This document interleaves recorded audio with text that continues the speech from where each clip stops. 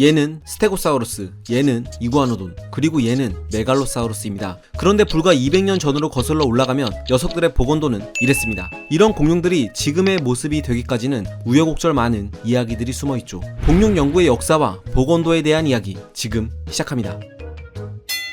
때는 1676년 영국의 박물학자 로버트 플럿은 한 채석장에서 거대한 뼈 하나를 발견합니다. 인간의 고환처럼 보이지만 이래봬도 최초의 공룡 화석이죠. 하지만 당시에는 공룡이란 단어조차 없던 시절이라 그는 이것이 코끼리나 거인의 허벅지 뼈라고 생각했습니다. 물론 나중에 이 뼈의 주인이 메갈로사우루스라는 사실이 밝혀졌죠. 이렇듯 공룡 화석은 17세기에 일찌감치 발견됐지만 본격적으로 공룡 연구가 시작된 건 1800년대에 들어서면서부터였습니다. 그리고 그 중심엔 의사이자 아마추어 고생물학자였던 기드온 멘텔이 있었죠. 그의 아내는 화석 수집에 관심이 많았던 남편에게 동물 이빨 화석을 선물해줬는데 멘텔은 이 이빨이 현생 이구아나의 이빨과 닮았다는 사실을 발견하고는 녀석의 이름을 이구아나의 이빨이란 뜻의 이구아노돈이라고 명명합니다. 그리고 이구아나가 주로 채식을 하듯 이구아노돈 역시 거대한 채식성 파충류일 거라고 생각했죠. 그래서 그는 녀석의 복원도도 도마뱀과 비슷한 모습으로 그립니다. 그러고는 자문을 구하기 위해 프랑스 생물학자 조르주 퀴비에에게 서신을 보내죠. 저기 퀴비에씨, 제가 그린 복원도 어때요? 오, 코뿔소처럼 큰 동물이군요. 아, 큰 코뿔소 같은 동물이라고요? 그렇습니다. 영국인이었던 멘텔은 프랑스어를 잘못 번역했던 겁니다. 마침 그에게는 추가로 구입한 이구아노돈의 화석 중 정체를 알 수 없는 원뿔형 화석이 하나 있었는데 퀴비에의 의견을 코뿔소 같다고 잘못 해석한 멘텔은 이 화석을 이구아노돈의 코에 붙여버리죠.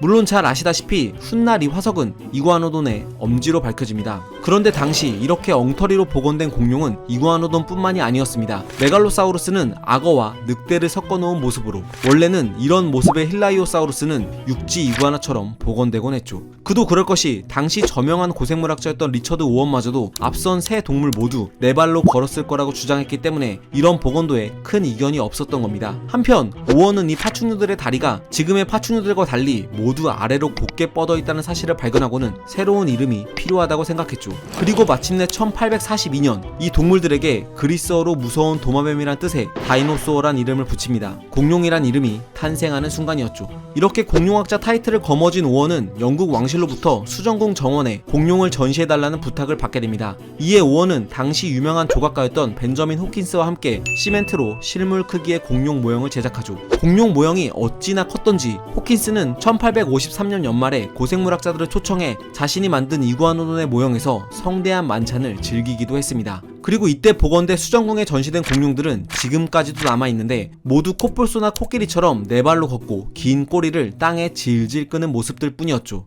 그러던 1858년 미국 뉴저지주에서 그간의 공룡 복원도를 깡그리 뒤엎는 화석 하나가 발견됩니다. 바로 하드로사우루스였죠. 이 화석지에선 하드로사우루스의 앞다리 뒷다리 뼈가 모두 발견됐는데 놀랍게도 앞발에 비해 뒷다리 뼈가 훨씬 길었던 겁니다. 이는 하드로사우루스가 뒷발로만 이족보행이 가능했다는 증거였으며 사족보행설로 명성 높았던 오원을 나락으로 떨어뜨린 발견이었죠. 게다가 1878년엔 영국의 한 시골에서 짧은 팔과 긴 뒷다리를 지닌 이구아노돈의 화석이 무더기로 발견되면서 기존 공룡들의 복원도 역시 모두 두 발로 걷는 모습으로 탈바꿈합니다. 심지어 스테고사우루스조차 1884년에 복원된 그림에는 이렇게 두 발로 걷는 모습을 하고 있죠. 가시와 골판의 위치가 엉뚱하게 돼 있는 건 발견 당시 골판과 가시 화석이 바닥 여기저기 흩어져 있었기 때문입니다. 하지만 많은 고생물학자들이 공룡 복원에 있어 포기하지 못한 게 하나 있었으니 그건 바로 꼬리였죠. 파충류는 꼬리를 땅에 끌고 다녀야 한다는 고정관념이 발목을 잡은 겁니다. 그래서 1800년대 중후반에 복원된 메갈로사우루스나 이구아노돈 등을 보면 마치 캥거루처럼 꼬리를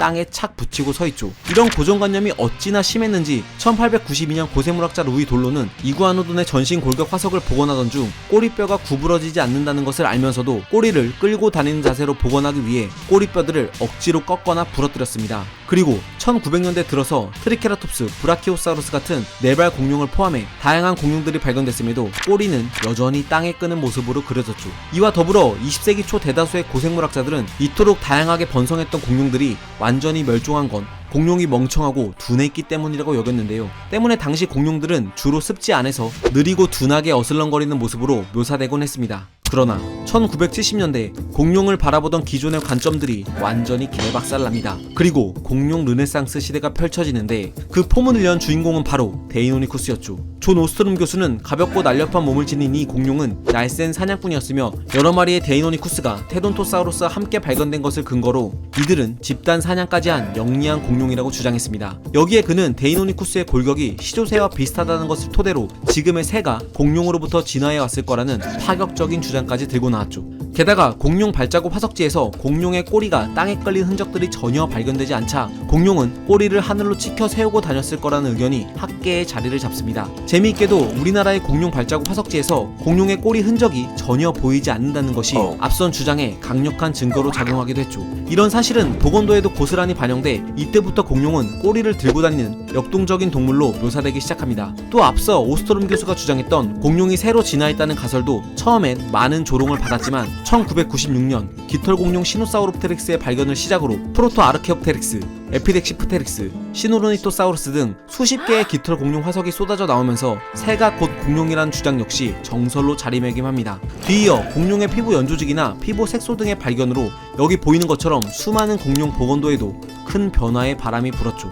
이제 더 이상 이런 모습의 공룡은 우리 머릿속에 남아있지 않습니다. 그런데 사실 지금 우리에게 익숙한 공룡들의 모습도 편견일 수 있습니다. 영국의 고생물학자 데런 내시와 두 명의 팔레오 아티스트가 쓴 올 예스터데이스란 책에서는 현재 공룡 보건도에 편견을 깨는 그림들이 담겨 있는데요. 페리지노사우루스는 기존의 발톱을 강조한 대신 풍성한 깃털로 뒤덮인 모습으로, 트리케라톱스는 가시털을 지닌 모습으로, 또 스테고사우루스는 골판 때문에 수컷이 암컷 등에 올라탈 수 없게 되자 독보적인 큰 음경을 지닌 모습으로, 호주에 살았던 라엘리나사우라는 추운 기후에 적응하기 위해 귀엽고 풍성한 털을 지닌 모습으로 묘사되어 있습니다. 저자들은 현재의 보건도도 반드시 진실은 아니며 새로운 과학적 발견으로 언제든 바뀔 수 있다는 것을 알리기 위해 이 책을 썼다고 하는데요. 먼 훗날 우리의 후손들은 지금의 공룡 보건도를 어떻게 평가할까요?